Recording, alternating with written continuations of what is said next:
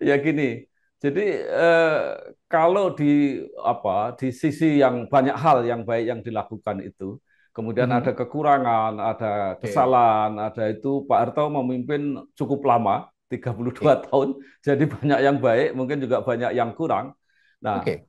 tentu saja ini silahkan apa solusi-solusi yang dibutuhkan seperti apa, tetapi ini tidak bisa menafikan bahwa eh, Pak Harto banyak melakukan sesuatu yang bermanfaat untuk bangsa ini dan saya kira layak sebagai kepala negara yang kemudian diberi anugerah pahlawan nasional dan saya melihat tidak hanya Pak Harto, semua. Jadi Oke. misalnya ada Gus Dur, mungkin Pak Habibie, nanti juga presiden-presiden yang berikutnya.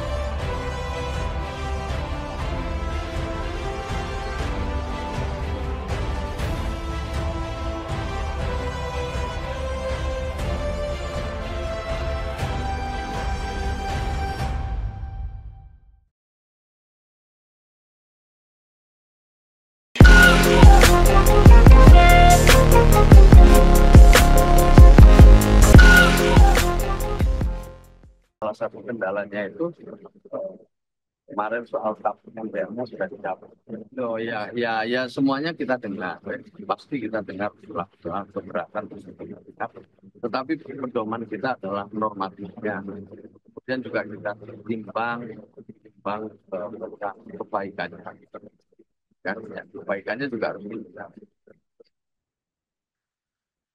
Menteri Sekretaris Negara Prasetyo Hadi menyebut wajar memberikan gelar pahlawan kepada para mantan presiden sebagai bentuk penghormatan. Menurutnya, jangan selalu melihat kekurangan, namun prestasi para mantan presiden juga harus dilihat. Menurut kami, ya mantan-mantan presiden itu sudah sewajarnya untuk kita mendapatkan penghormatan dari bangsa dan negara kita. Jangan selalu melihat yang kurangnya, kan kita lihat prestasinya. Sebagaimana Bapak Presiden selalu menyampaikan bahwa kita itu bisa sampai di sini kan karena prestasi para pendahulu-pendahulu kita. Jadi menurut saya nggak ada masalah. Tapi kita belum membahas itu secara khusus. Komisi untuk Orang Hilang dan Korban Tindak Kekerasan Kontras menolak pemberian gelar pahlawan kepada Presiden kedua RI Soeharto. Menurut Kontras, pemerintahan di era Soeharto terjadi banyak kasus pelanggaran HAM berat dan juga masifnya kasus korupsi, kolusi, dan nepotisme. Dalam konteks pemberian gelar pada Soeharto, ini penuh dengan kontroversi, Mbak, gitu ya.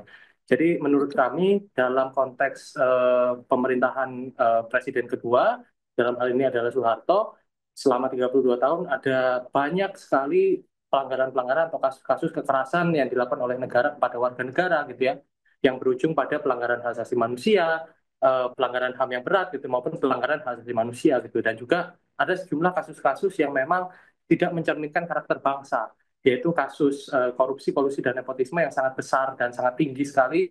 Menurut kami, pemberian gelar pahlawan ini sudah sepantasnya tidak diberikan kepada Soeharto, mengingat sosoknya yang memang juga banyak kontroversi selama menjabat sebagai Presiden Republik Indonesia kedua. Buntut pengusulan Presiden kedua Soeharto menjadi pahlawan nasional, sejumlah petisi muncul di laman change.org. Petisi menolak usulan yang diinisiasi Gerakan Masyarakat Adili Soeharto telah ditandatangani 4.000 orang lebih. Ada juga petisi mendukung pemberian gelar pahlawan yang ditandatangani 13 orang. Persyaratan gelar pahlawan nasional diatur dalam Undang-Undang Nomor 20 Tahun 2009. Nama Presiden kedua RI Soeharto diusulkan dari daerah Jawa Tengah. Tim Liputan Kompas TV. Presiden kedua Republik Indonesia Soeharto diusulkan mendapat gelar pahlawan nasional. Lalu apa pertimbangannya dan layakkah penyempatan gelar itu? Akan kita bahas bersama Direktur Jenderal Pemberdayaan Sosial Kementerian Sosial Mira Riyati Kurniasih. Lalu ada juga pengusul gelar pahlawan untuk Soeharto Bambang Sadono, serta Direktur Eksekutif Amnesty International Indonesia Usman Hamid. Selamat malam Ibu dan juga Bapak. Selamat Selamat malam. Ya, saya ke Bu Dirjen dulu. Bu Dirjen, proses pengusulannya untuk pengajuan pahlawan nasional Pak Soeharto ini bagaimana, sejauh mana? Ya, baik. Memang saat ini kami di Kementerian Sosial menerima usulan-usulan terkait dengan calon pahlawan nasional dari berbagai daerah tentunya. Baik itu Oke. usulan yang langsung dari masyarakat, organisasi, tetapi tentunya ada prosedur yang memang harus ditempuh. Yang pertama tentunya usulan tersebut harus terlebih dahulu mendapatkan kajian, mendapatkan melalui seminar, melalui tim TP2GD atau tim peneliti pengkaji gelar daerah di tingkat kabupaten. Nah, pada saat sudah dilakukan seminar, sudah dilakukan oleh kajian oleh para praktisi, sejarawan, budayawan, dan juga mungkin tim peneliti, ini akan diajukan kembali di tingkat provinsi.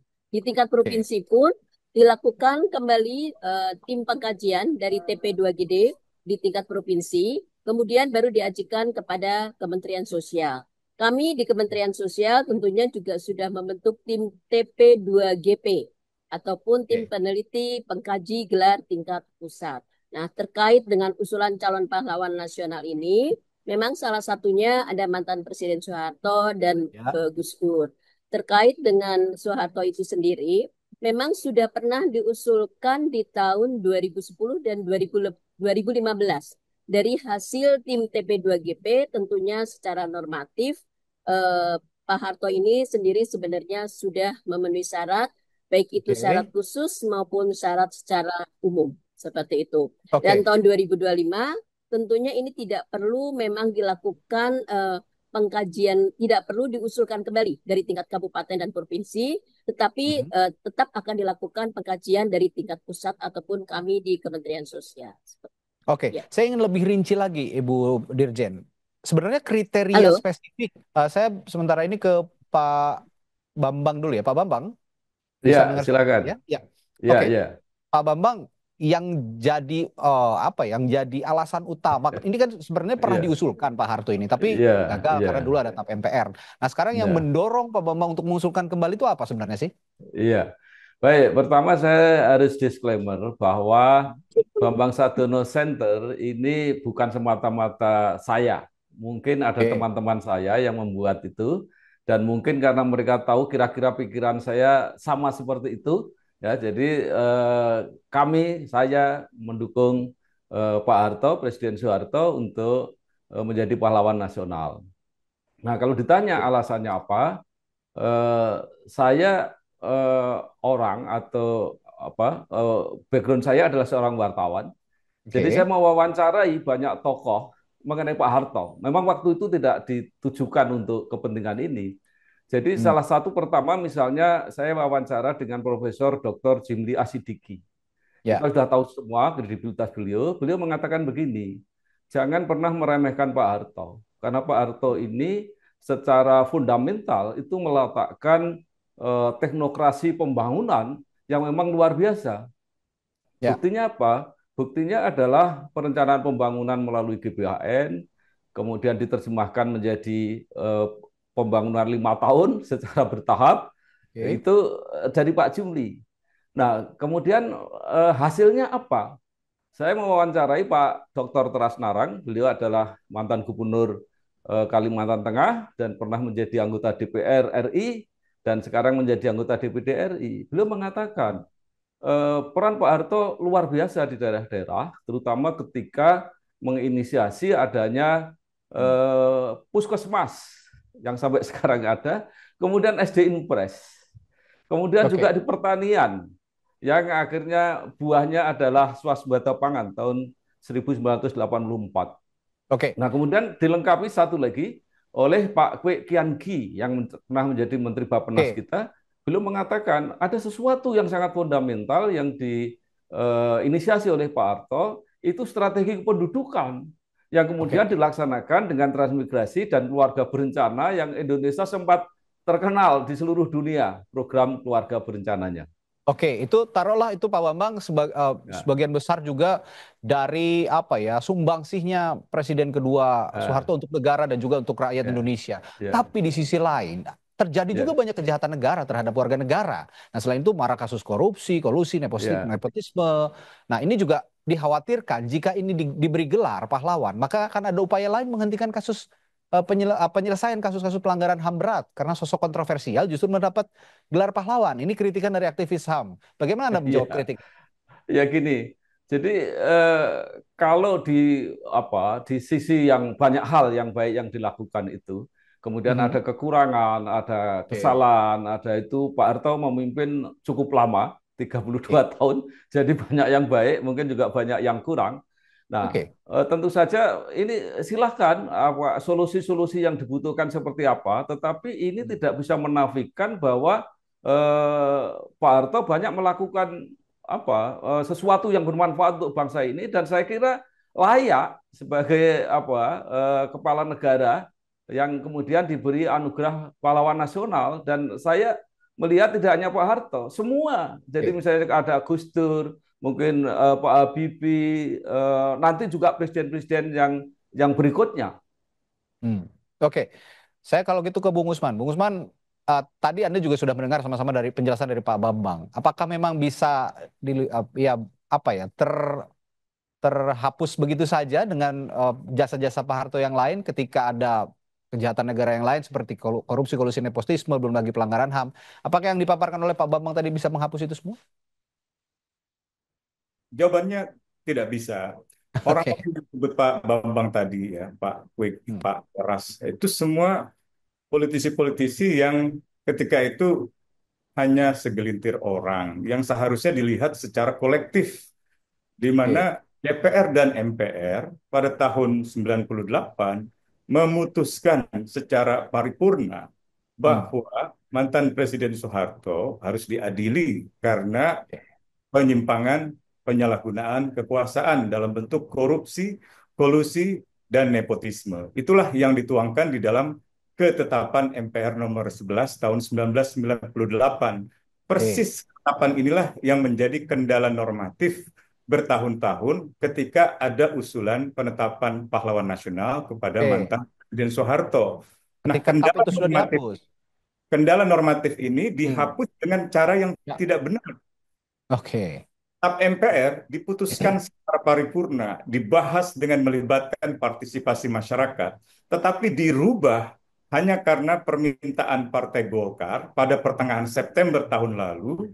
Dalam waktu 1 pekan diputuskan oleh pimpinan paripurna, pimpinan MPR untuk dihapuskan dari TAP MPR 98. Itu salah secara hukum, tidak bisa dipertanggungjawabkan. Oke. Karena itu kendala normatif itu tetap ada, dan dengan kata lain tidak cukup untuk mengatakan Soeharto layak sebagai pahlawan nasional.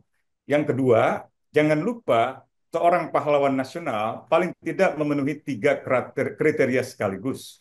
Yang Hmm. pertama, pernah memperjuangkan kemerdekaan, dan Oke. yang kedua, tidak pernah mengkompromikan nilai-nilai idealisme kebangsaan kepada Hmm. musuh, misalnya kepada kekuatan imperialisme atau kolonialisme atau kapitalisme Oke. internasional.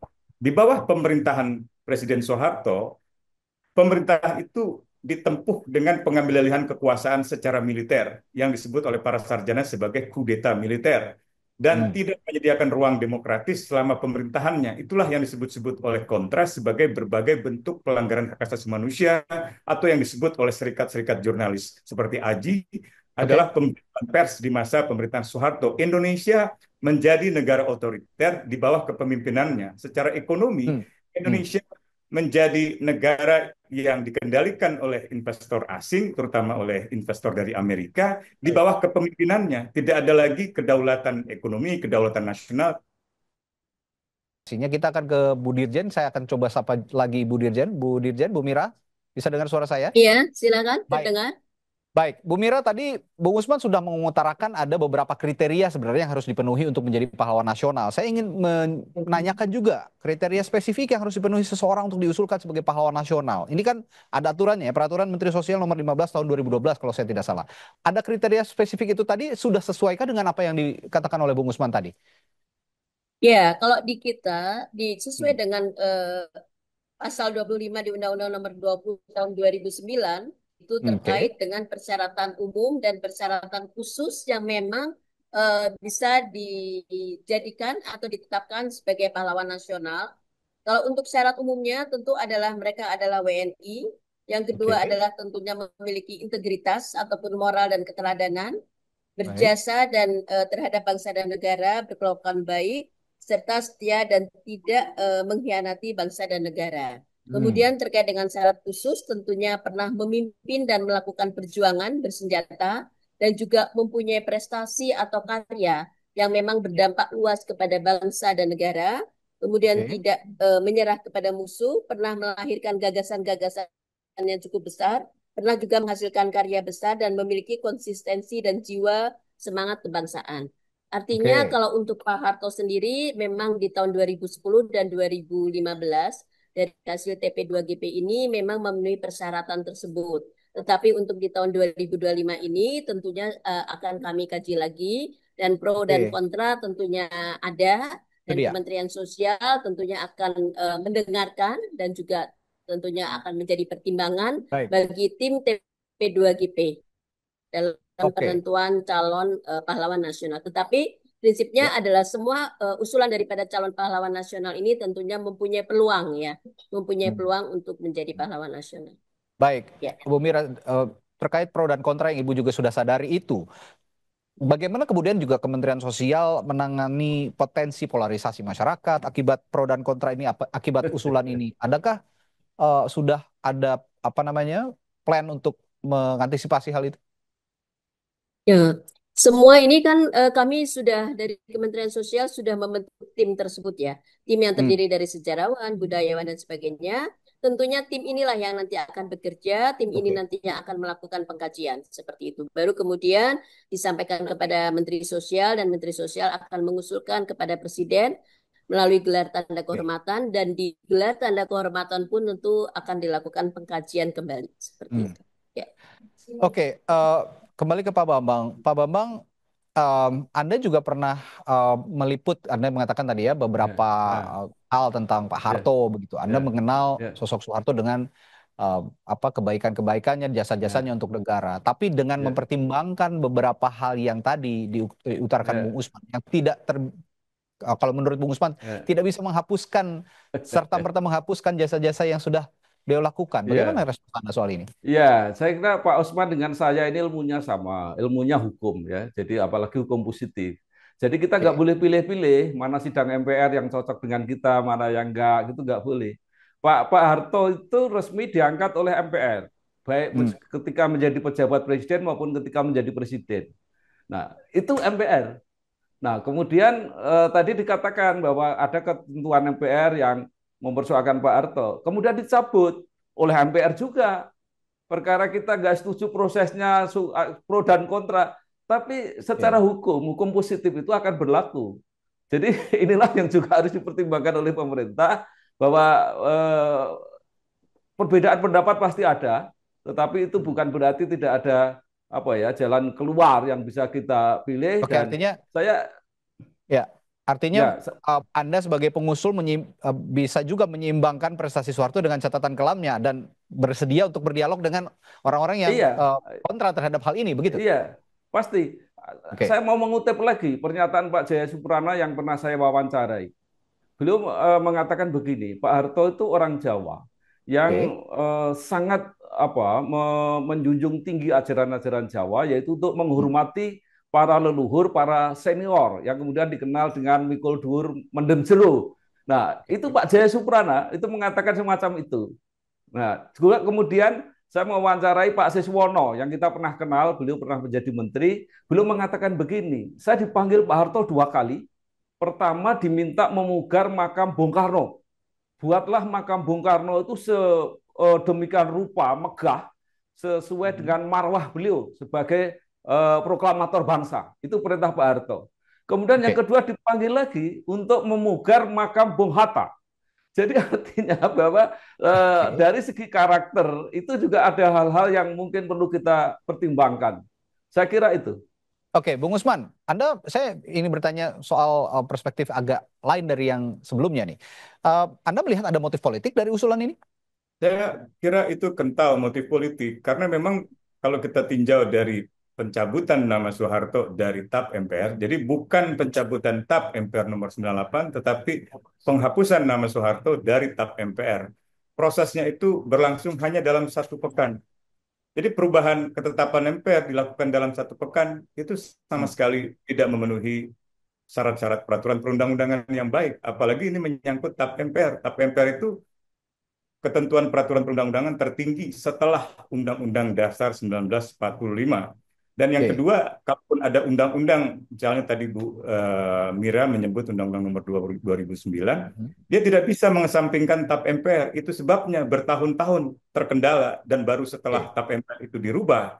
Kenapa? Karena ada prinsip hukum lex superiori derogat legi inferiori. Undang-undang yang lebih tinggi itu mengatasi undang-undang yang lebih rendah. Katakanlah kita pakai undang-undang yang disebut Ibu Mira. Tadi ada kata-kata orang yang punya integritas, orang yang memberikan keteladanan. Soeharto itu statusnya ketika meninggal dunia masih berstatus sebagai tersangka dalam kasus dugaan korupsi senilai 419 juta dolar. Dan proses hukumnya berhenti bukan karena tidak ada bukti. Proses hukumnya berhenti bukan karena peristiwa yang diusut bukan merupakan tindak pidana. Karena Kejaksaan Agung ketika itu menjelaskan, mereka masih yakin bukti-buktinya ada, mereka juga masih yakin penyalahgunaan uang yang ada di dalam yayasan-yayasan itu, ada 7 jumlahnya yayasan, itu merupakan tindak pidana korupsi. Orang yang dalam status akhirnya berstatus sebagai tersangka, apakah layak ditetapkan sebagai pahlawan nasional? Kalau orang mengatakan Soeharto tidak pernah terbukti, ilustrasinya sederhana. Kalau ada orang baru korupsi tadi malam, hari ini baru ditetapkan sebagai tersangka, sorenya meninggal sehingga tidak pernah bisa dibawa ke pengadilan, sulit kita mengatakan apakah ia pernah terbukti bersalah atau tidak. Tetapi proses hukum terakhir ketika ia masih hidup, masih menetapkan dirinya sebagai tersangka tindak pidana korupsi. Yang kedua, meskipun ia meninggal dunia, dan karena meninggal dunia, maka status tanggung jawab pidananya itu gugur menurut KUHP, hukum masih tetap ditegakkan oleh pemerintah ketika itu dengan melakukan gugatan hukum melalui Kejaksaan Agung terhadap 7 yayasannya. Jadi saya kira status terakhir itu tidak mencerminkan integritas seorang pemimpin, integritas keteladanan dari seorang mantan Presiden Soeharto. Bung Usman, berarti Anda melihat apa dampak politisnya dan dampak psikologisnya bagi korban yang menjadi korban kekerasan HAM di masa lalu di era Presiden Soeharto misalnya? Mereka akan merasa perjuangan anak-anak mahasiswa reformasi dikhianati. Tahu MPR tahun 98 tentang penyelenggaraan pemerintahan yang bersih dari korupsi, kolusi, dan nepotisme itu adalah hasil perjuangan darah dan air mata dari mereka para mahasiswa yang gugur di dalam tragedi Trisakti, dalam tragedi Semanggi I, dan tragedi Semanggi II. Karena itu sudah pasti secara psikologi mengecewakan mereka. Dan secara historis, secara politik, sejarah, ini adalah pemutarbalikan fakta sejarah. Baik, ya saya sebelum ke Ibu Mira terakhir, saya ke Pak Bambang lagi. Pak Bambang, apa betul ada motif politik dan apa yang Anda harapkan dari motif politik kalau memang ada? Ya, begini, kalau tafsir itu selalu bisa aja. Ada motif politik, ada motif ekonomi, ada motif kultural, dan sebagainya. Itu sesuai tafsir masing-masing. Nah, saya yang ingin meluruskan lagi adalah bahwa Pak Osman sama saya ini ilmunya sama. Ilmunya hukum positif. Jadi kita diajari juga bahwa seseorang harus dianggap tidak bersalah sampai peradilan memutuskan dengan kekuatan yang tetap yang tidak bisa diprotes lagi. Nah, inilah saya kira yang harus menjadi pegangan pemerintah, karena kalau pemerintah berpegangan pada dugaan, kepada argumentasi yang tidak jelas, nanti ganti pemerintah yang diprotes. Oke. Baik, terakhir saya ke Mira. Oke, Boleh ya, ada tanggapan komentar. sedikit? Silakan Bung Usman singkat. Ya, saya tidak mengatakan Soeharto bersalah karena bersalah tidaknya seseorang, termasuk Soeharto, itu adalah wewenang pengadilan. Saya mengatakan status Soeharto masih berstatus sebagai tersangka dan terdakwa yang Oke. tidak bisa dilanjutkan proses hukumnya bukan karena tidak ada bukti, bukan karena peristiwa yang diusut merupakan bukan tindak pidana, melainkan karena kondisi kesehatan. Jadi Ya, Bung Usman. Sepertinya terkendala kembali komunikasi dari Bung Usman. Baik, saya terakhir ke Ibu Mira kalau begitu. Bu Mira, bagaimana Kementerian Sosial juga memastikan bahwa usulan ini tidak dianggap sebagai upaya pemutihan sejarah atau pengaburan sejarah lah, seperti yang dikatakan oleh Bung Usman juga, yang dikhawatirkan oleh sejumlah aktivis hak asasi manusia, Bu Mira. Ya, tentunya tim ini yang memang mereka mempunyai latar belakang yang memang profesional ya dari sejarawan, budayawan dan sebagainya yang tadi saya Oke, sebutkan, tentunya oke, mereka akan melakukan pengkajian betul-betul. Jadi memang semua usulan calon pahlawan nasional saat ini sedang berproses. Ini masih sangat awal, artinya oke. baru masuk semua permohonan. Kemudian nanti kami akan melakukan pembahasan terlebih dahulu. Kemudian plenonya juga ini masih punya waktu yang cukup panjang, biasanya adalah di sekitar bulan Agustus sampai Juli maupun Agustus mungkin ya. Itu baru bisa selesai untuk rapat daripada tim di tingkat pusat seperti itu. Oke, sekarang masih dimoderasi oleh Kementerian Sosial usulan ini, sehingga nanti kita ikuti prosesnya lebih lanjut ke depan. Terima kasih Ibu Mira, lalu Pak Ya, Bambang, sama-sama. Pak Bung Usman telah bergabung di Sapa Indonesia malam hari ini. Sampai jumpa lagi, Bapak dan Ibu.